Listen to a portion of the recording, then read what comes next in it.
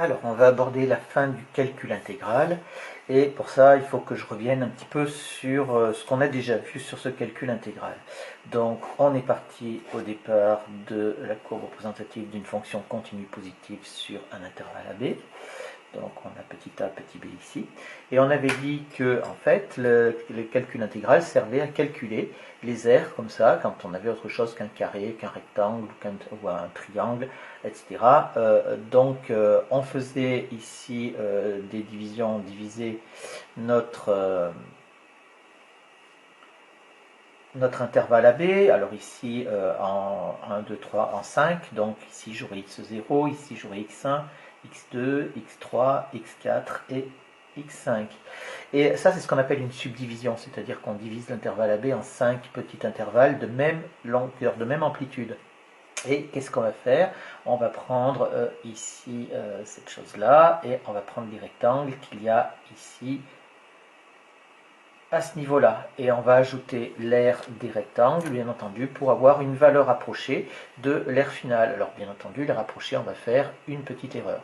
On avait dit que, bien entendu, si on voulait que l'erreur soit la plus faible possible, eh bien, il suffisait de prendre une longueur de rectangle beaucoup plus petit et avoir donc une multitude de rectangles. C'est pour ça qu'après, à la fin, qu'est-ce qu'on fait? On fait la somme des aires du rectangle et à la limite, quand l'amplitude des intervalles tend vers 0, eh bien on obtiendra la valeur de l'aire. Et à ce moment-là, on écrira un S comme ça, comme somme, de A à B, et on fait l'aire de chacun des rectangles. Donc ici, vous voyez que je suis à f de x0, et je vais multiplier par la largeur du rectangle, qui est donc dx. Dx, c'est donc la petite valeur, le delta x qu'on a pour la largeur des rectangles. Donc voilà de la notation donc de cette intégrale que l'on a ici. Alors on a fait un certain nombre de choses que je vais rappeler, ça ira un tout petit peu plus vite. Donc j'écris. Voilà, donc on avait vu la définition, donc là c'était l'intégrale de la fonction f sur l'intervalle AB où f est une fonction continue positive, c'est l'aire, attention, en unité d'aire, il faut bien préciser ça, hein, on est toujours en unité d'aire quand on calcule une aire, du plan délimité par la courbe C, l'axe des abscisses et les droites d'équation x égale A, x égale B, c'est donc ce domaine qui est là. Elle est notée comme ça, je viens de vous expliquer ça. Et on avait besoin de savoir ce que c'était qu'une unité d'aire, je vous le rappelle, mais ça vous le savez. C'est une unité d'aire, c'est l'égal à l'aire du rectangle de côté 1. Pourquoi du rectangle? Puisque normalement si on a de côté 1, on aurait un carré. Mais comme on est dans un repère orthogonal, il est possible que le vecteur i et le vecteur j n'aient pas la même norme. Et donc globalement, ça vous fera un rectangle. Je vous rappelle qu'un carré est un rectangle aussi. Sur cet exemple-là, j'ai pris 3 cm pour le vecteur i et j'ai pris 2 cm pour le vecteur j, donc bien évidemment, une unité d'aire fait 6 cm. D'autres remarques aussi qui sont importantes au niveau du vocabulaire, c'est que le domaine du plan, on peut vous le formuler avec des inégalités, pour dire que x est compris entre a et b et que y est compris entre 0 et f de x. Bien entendu, on peut mélanger les deux formulations. Et on dit ça, il faut savoir le lire si jamais vous passez un oral, que vous sachiez vous exprimer correctement en utilisant le vocabulaire mathématique. Ça se lit l'intégrale de a à b de f de x dx. X est une variable muette, c'est-à-dire qu'elle n'a pas de signification propre, et elle peut être remplacée par n'importe quelle autre lettre. On pourrait dire l'intégrale de a à b de f de t dt, etc. En général, on respectera ce qu'il y a dans l'énoncé, et s'il n'y a pas de confusion possible, alors on utilisera la variable donnée dans l'énoncé. On parle aussi ici de l'air sous la courbe. C'est quelque chose un vocabulaire que vous retrouverez couramment dans les oraux. Alors on a un premier résultat ici, puisque j'avais mis définition et premier résultat. Attention, je suis toujours sur les fonctions continues positives, et je pars du principe que on ne sait toujours pas calculer une intégrale, c'est-à-dire moi je vous ai donné la formule pour calculer l'intégrale, l'objectif de ce cours va être de démontrer cette formule-là. Donc on va faire tout ce cours-là sans savoir comment est-ce qu'on fait pour calculer une intégrale, et on va y arriver à la fin.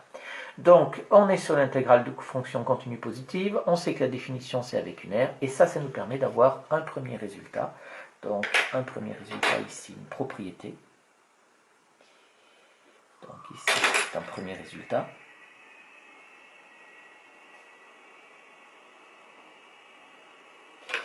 Je vais prendre donc f est une fonction constante sur l'intervalle AB, et positive bien sûr. Donc c'est les constantes et les continues, ici. Et si on calcule l'intégrale de cette fonction constante, eh bien, qu'est-ce qu'on va avoir? On va avoir ici, je vais avoir ici l'intervalle O. Je vais dire que ici, f de x égale m, quel que soit x, pardon, appartenant à l'intervalle AB. Donc ici, j'ai la courbe représentative de ma fonction, qui est donc comme ceci. Je suis à m ici sur l'axe des ordonnées. Je vais prendre entre petit a et petit b. Et si je fais mon intégrale, ici,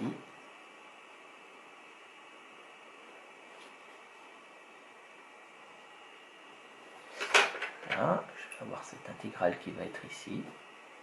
Eh bien, je reconnais quoi? Je reconnais l'aire d'un rectangle, et donc ça, c'est facile. On va pouvoir dire que l'intégrale de a à b, donc de m dx, va être égale à quoi? L'aire du rectangle. Donc ici, vous voyez bien que la hauteur, c'est grand M, et la largeur, enfin, on peut bien sûr inverser la largeur et la hauteur, c'est b-1. Donc ça nous fait m facteur de b-1. Voilà donc les premières fonctions dont on sait calculer assez facilement l'intégrale, ce sont les fonctions constantes.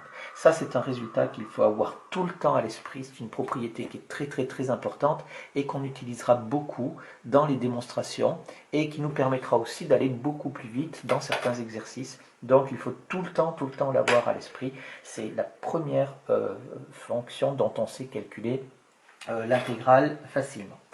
Bien, alors ça c'était donc le premièrement définition et premier résultat. On sait faire ça. Maintenant on passe au deuxièmement, petit 2, deuxièmement, propriété. Alors les propriétés, il y en a un certain nombre et on va essayer de les faire dans l'ordre. Alors on y va, propriété 1. Propriété 1, elle s'appelle, alors il y en a beaucoup qui ont des noms, pas toutes, mais globalement si. Positivité de l'intégrale. Positivité de l'intégrale.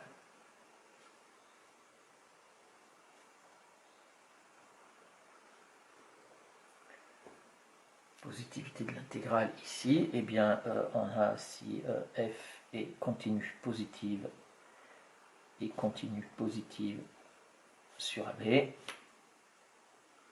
alors l'intégrale de a à b de f de x dx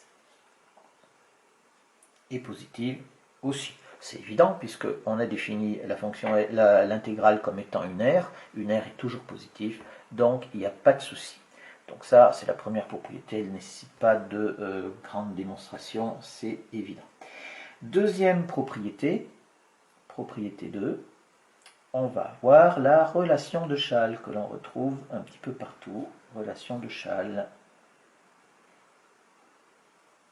Alors la relation de Chasles, on va prendre donc alors c'est toujours f qui est une fonction continue positive sur AB, je vais prendre ici soit petit c appartenant à l'intervalle AB. Je fais un dessin, puisque c'est ça qui va faire la démonstration en fait. J'ai donc ici la courbe représentative d'une fonction f continue positive sur AB. J'ai petit a qui est ici, petit b qui est ici, et je vais prendre un petit c, par exemple là. Et je vais avoir cette chose-là. Vous voyez, j'ai des choses qui sont délimitées un petit peu partout. Et là, vous voyez bien que ici, je vais avoir une intégrale. Là, je vais en avoir une autre. Et je vais pouvoir écrire, parce que c'est le dessin qui tient lieu de démonstration. Ce dessin tient lieu de démonstration. Et on peut dire que, ici, tout simplement, l'intégrale de a à b de f dx dx est égal, eh bien, c'est l'intégrale de a à b, c'est l'air qu'il y a sous la courbe, entre l'axe des abscisses, la courbe, la droite d'équation x égale a, la droite d'équation x égale b. Eh ben, on voit très bien que c'est l'intégrale de a à c de f de x dx, c'est-à-dire l'air bleu, plus l'intégrale de c à b de f de x dx. Voilà, ça se comprend tout à fait, il n'y a aucun souci là-dessus, et la démonstration est très visuelle. Propriété 3. Propriété 3, c'est la linéarité de l'intégrale. Linéarité de l'intégrale. Alors ici, g, f et g sont deux fonctions continues positives, deux fonctions continues et positives sur l'intervalle AB. C, F et C sont leurs courbes représentatives, etc. Et on a cette propriété-là, l'intégrale de, j'ai oublié aussi alpha, soit alpha, bêta appartenant à R, donc des réels, et je vais dire que l'intégrale de A à B de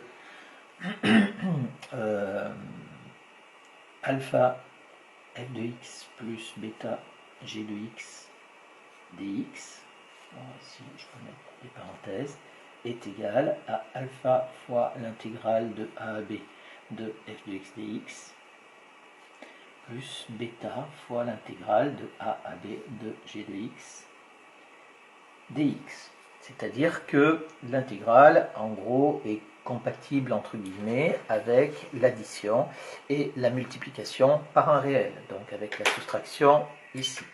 La démonstration, c'est un petit peu compliqué au niveau des dessins, donc je vais vous montrer sur un livre qui est à peu près qui est pas mal fait. Donc voilà, c'est ici. Vous voyez que vous avez une fonction f, donc sur un intervalle AB, vous avez une fonction g sur un intervalle AB. En bleu, vous avez l'intégrale de a à b de f de x dx, et ici, vous avez l'intégrale de a à b de g de x dx. Et là, avec un logiciel, bien entendu, on a tracé pardon, ici la courbe représentative de f de x plus g de x. Et on voit que ici on retrouve l'air bleu, bien entendu, et là on retrouve l'air rouge. Alors pas sous la même forme que ça, mais c'est une aire qui est équivalente, qui est égale, et donc les aires s'ajoutent, et il n'y a pas de problème, ça c'est pour l'addition. Pour la multiplication par un réel, on le retrouve ici pour un exemple avec 2. D'accord, si on multiplie par 2, ici j'ai la fonction f qui est là, je multiplie par 2, donc ça me fait une autre courbe, on fait ça également avec un logiciel, et ça va nous donner, donc ici on peut vérifier que ça nous multiplie l'air par 2. Donc voilà, c'est un petit peu plus compliqué parce que c'est un travail sur des opérations qu'on appelle les affinités, et c'est, comme vous n'avez pas trop de connaissances, c'est un peu compliqué. Donc pour l'instant, on va l'admettre au niveau, de ces propriétés. Voilà. Propriété 3. 4, pardon. Propriété 4.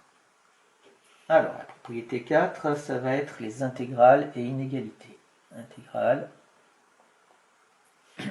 et inégalités. Alors, intégrale et inégalité, c'est simple, il nous faut donc soit f et g de fonctions continues positives sur l'intervalle AB, tel que, on travaille avec les inégalités, tel que quel que soit x appartenant à l'intervalle AB, g, f de x est inférieur ou égal à g de x. On va faire un petit dessin et on va voir tout de suite de quoi il s'agit. J'ai ici une fonction cf, et là je vais avoir la fonction cg. Je suis toujours sur mon intervalle AB.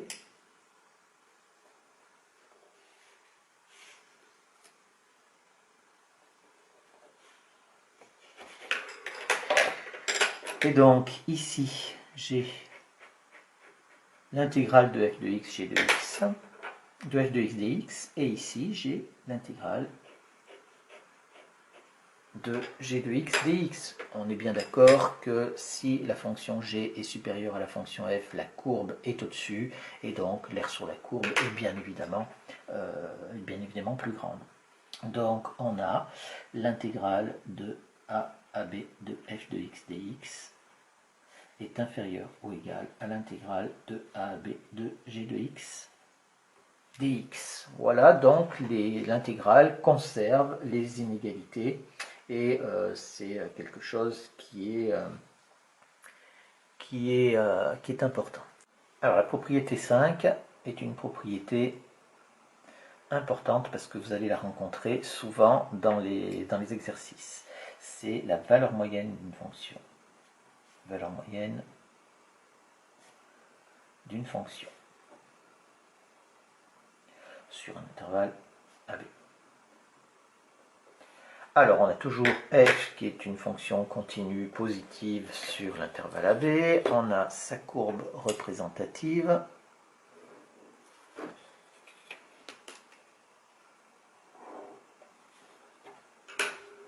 Je vais faire une courbe représentative comme ceci.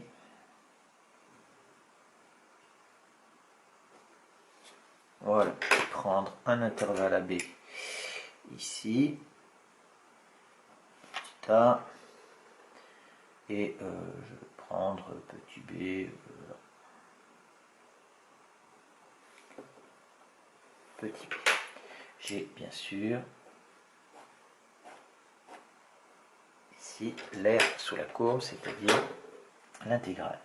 Alors ici, ce qu'on veut faire, c'est que cette fonction sur AB, CCF, cette fonction sur AB, elle varie. Et on cherche la valeur moyenne d'une fonction sur AB, c'est-à-dire qu'on veut remplacer cette fonction-là par une fonction constante qui nous donnerait exactement la même aire. Donc ici, la fonction constante, que je ne me trompe pas trop, oh, ça ferait quelque chose par là.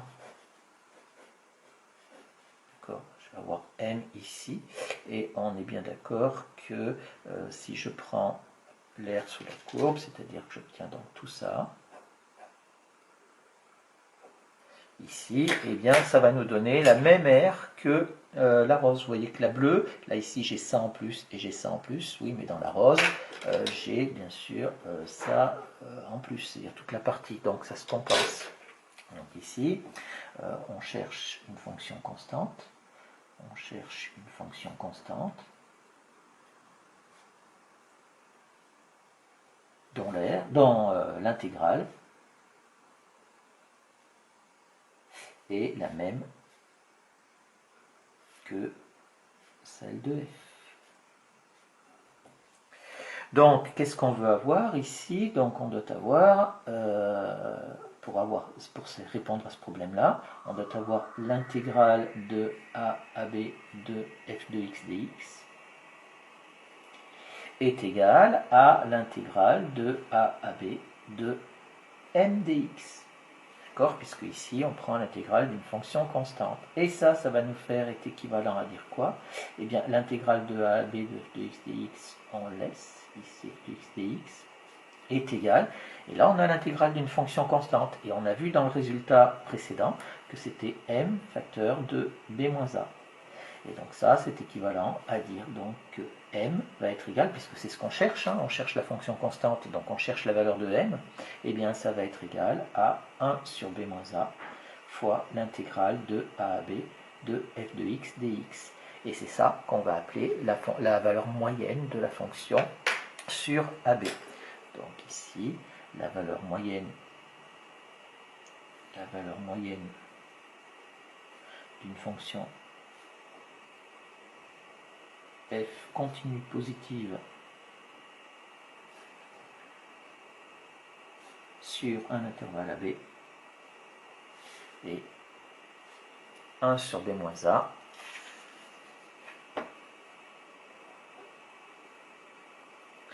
fois l'intégrale de a à b de f de x dx. Voilà, en fait, c'est un petit peu la même chose que la vitesse instantanée et la vitesse moyenne en physique. C'est un petit peu le même principe. Donc, on veut remplacer une vitesse qui varie par une vitesse moyenne, c'est-à-dire une vitesse en palier sur un intervalle de temps. Ici, c'est la même chose. On a une fonction un petit peu particulière et on voudrait avoir l'équivalent avec une fonction constante. Donc, voilà pour cette valeur moyenne d'une fonction. On passe maintenant, ici on remarque bien hein, que l'intégrale, là à cet endroit-là, j'ai oublié, c'était une remarque, que l'intégrale de f de x est donc égale à l'aire d'un rectangle de côté m et b-a. Ça, bien sûr, c'est important. Alors on passe maintenant à la propriété 6. Propriété 6. Inégalité de la moyenne. Inégalité de la moyenne.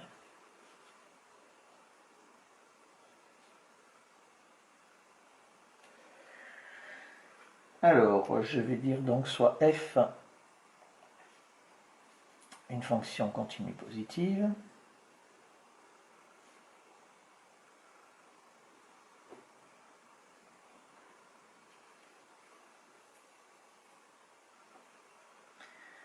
et soit petit m et grand M, deux réels positifs, tels que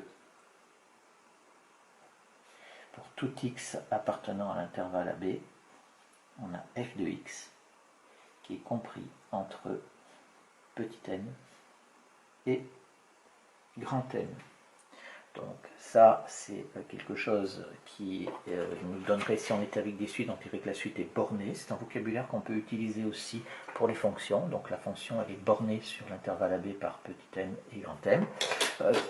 J'ai oublié ici de vous dire qu'elle est souvent notée mu, cette valeur moyenne de la fonction. Eh bien, on est bien d'accord que si la fonction f est comprise entre petit m et grand M, sur mon dessin ici, j'obtiendrai petit m là, grand M qui est là, eh bien la valeur moyenne, ça se voit très bien avec un dessin sans aucune difficulté. Alors, on a la valeur moyenne, c'est-à-dire mu, qui va être compris entre petit m et grand M. C'est logique, hein, sur un intervalle, on a le minimum et le maximum de la fonction. Si on veut le remplacer par une fonction constante, inévitablement, on est obligé de prendre une valeur moyenne comprise entre petit m et grand M. Voilà. Alors, on arrive maintenant au grand 2 pour les fonctions continues négatives sur un intervalle AB. On avait fait les fonctions continues positives sur AB. Là, on prend les fonctions continues négatives sur AB. On arrive à une définition. Donc, soit f, une fonction continue négative sur AB, soit cf, sa courbe représentative.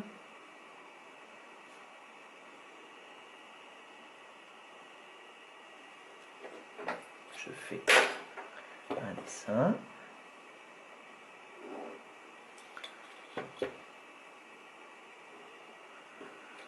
Alors attention, cette fois-ci, la courbe représentative est située en dessous de l'axe des abscisses, puisque la fonction est négative. Et ici, on retrouve toujours notre R, mais cette fois-ci qui n'est pas sous la courbe, mais au-dessus de la courbe. Eh bien, on va définir l'intégrale de la fonction de cette façon-là. On va dire donc que on a alors l'intégrale de a à b de f de x dx est égal. Alors ici, on prend l'intégrale d'une fonction négative. Donc a priori, on ne sait pas le faire, puisque la seule chose que l'on sait faire, c'est l'intégrale d'une fonction continue positive. Donc qu'est-ce qu'il faut faire? Il faut se ramener un petit peu à ce qu'on a. Donc nous, ce qu'on sait faire, on sait faire l'intégrale de a à b de moins f de x dx, puisque si f est négative, alors moins f est positive. Et ici, pour retomber sur nos pieds, on va dire que ça nous fait donc moins l'intégrale de a à b de moins f de x dx. Alors, ça a des conséquences. Conséquence, c'est que dans ce cas, l'intégrale, eh bien, est forcément négative. L'intégrale est négative. Puisque là, on a une fonction positive, donc l'intégrale est positive, mais avec un moins devant, ça nous fait négative. Donc ici, on parle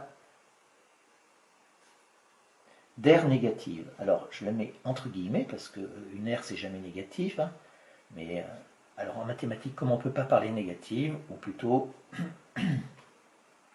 d'aire algébrique. Algébrique.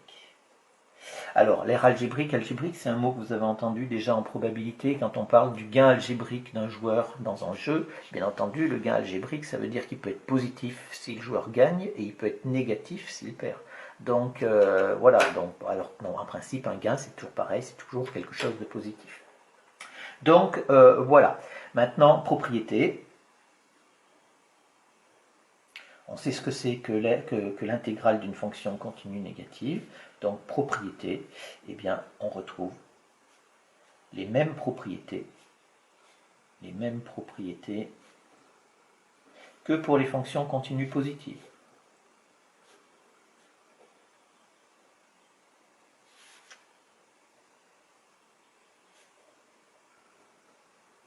Donc, on ne les reprend pas, c'est exactement les mêmes.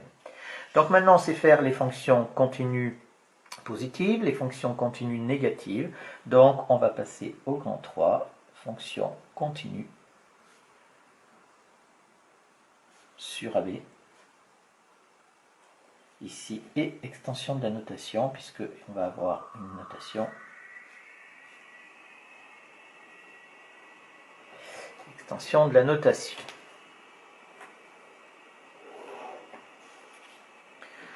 Alors, on y va. Premièrement, cas des fonctions continues.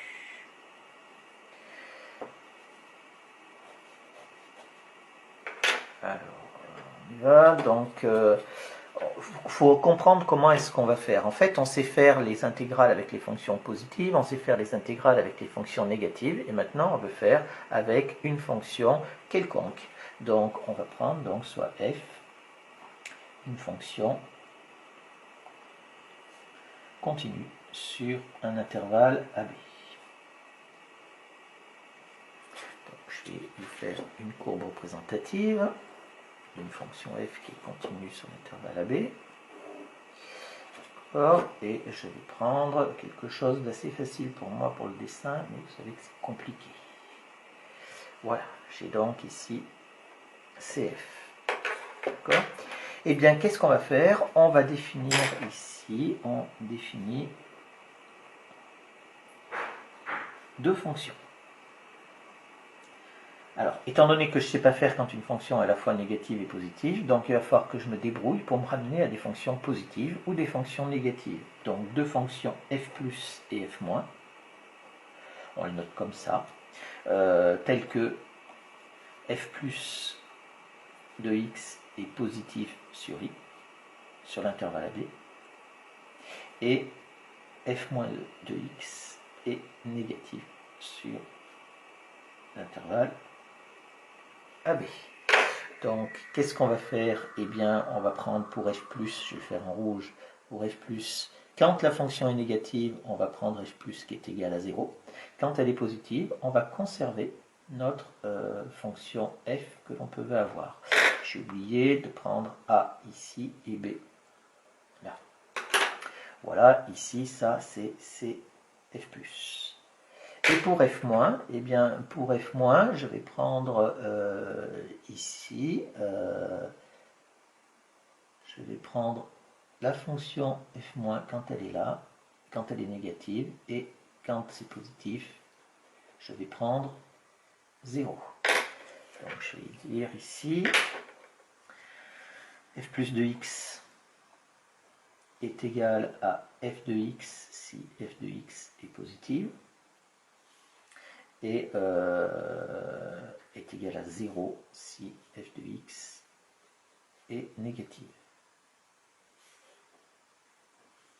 Et je vais prendre f- de x est égal à l'intégrale de... pardon, est égal à 0 si f de x est positif, et est égal à f de x si f de x est négatif. Et on a alors l'intégrale de a à b de f de x dx qui est égale à l'intégrale de a à b de f plus de x dx plus l'intégrale de a à b de f moins de x dx. Voilà, puisqu'on sait faire les intégrales des fonctions continues positives et négatives, j'ai séparé donc ma fonction f en deux fonctions, une positive, une négative, et après ben, j'ajoute les intégrales et ça me donnera le résultat. Celle-là, elle va être positive, celle-là, elle va être négative, et donc au bout du compte, on obtiendra l'intégrale en total. C'est-à-dire que ici, attention, l'air qui est ici va être compensé un petit peu en partie par l'air qui est là. Donc voilà, attention, ici quand on calcule l'intégrale de a à b de f de x dx, ce n'est pas la totalité des deux r, hein. C'est autre chose. Donc voilà, globalement dans les exercices, plutôt que de faire ça je vous le montre à titre indicatif, mais en réalité dans les exercices on séparera, c'est-à-dire qu'on travaillera sur cet intervalle-là et puis après sur l'intervalle. C'est plus pratique, ça évite de jongler un petit peu dans les notations et donc c'est plutôt mieux, on va dire de séparer par intervalle. Il nous reste maintenant à étendre cette notation pour pouvoir travailler quelle que soit la situation. Donc on y va. Maintenant, extension, deuxièmement, extension de la notation. Extension de la notation.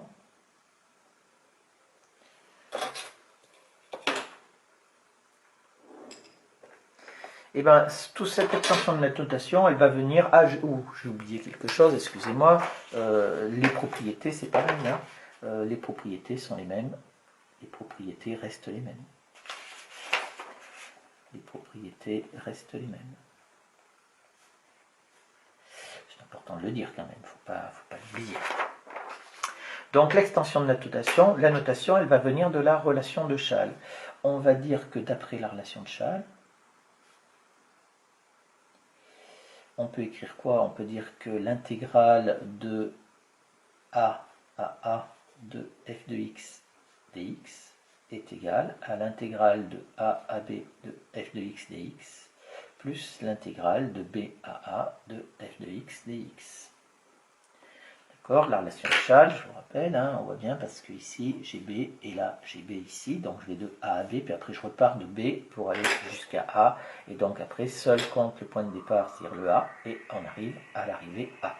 L'intégrale de A à A de f de x dx. Oui, seulement que l'intégrale de A à A, si on reprend ici un dessin, c'est quoi? C'est l'intégrale. Eh bien, il n'y a pas d'air puisqu'il n'y a pas de le rectangle. Enfin, ici il n'y a pas d'épaisseur, donc l'air vaut 0. Donc ici, ça nous fait, c'est équivalent à dire que 0 est égal à l'intégrale de a à b de f de x dx plus l'intégrale de b à a de f de x dx.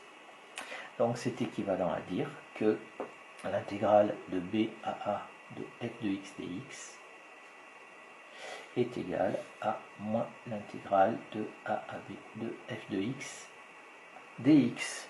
Voilà donc ce qui va nous permettre d'étendre la notation, c'est-à-dire d'habitude on le fait comme ça avec a plus petit que b, mais on pourra également avec les intégrales mettre le plus petit en haut au lieu de le mettre en bas. L'effet, ça a pour effet donc de multiplier par moins 1, c'est-à-dire que ici, si je fais j'ai une fonction continue positive, j'ai l'intégrale de a à b qui est une R et qui est donc positive d'après la positivité de l'intégrale. Et si je fais avec la même fonction l'intégrale de b à a, je trouverai le même résultat mais en négatif. Donc voilà, quand on va de la droite vers la gauche, ça a pour effet de multiplier par moins 1. Donc faites attention, ça c'est donc les choses importantes sur les dessins. Voilà les premières propriétés des intégrales des fonctions continues positives. À ce stade-là, je vous rappelle, je vous signale quand même qu'on ne sait toujours pas calculer l'intégrale d'une fonction, puisque je ne suis pas censé vous avoir donné la formule. Donc il va falloir après faire le lien entre les intégrales, c'est-à-dire ces R, et la notion de primitive. Ça sera le prochain paragraphe.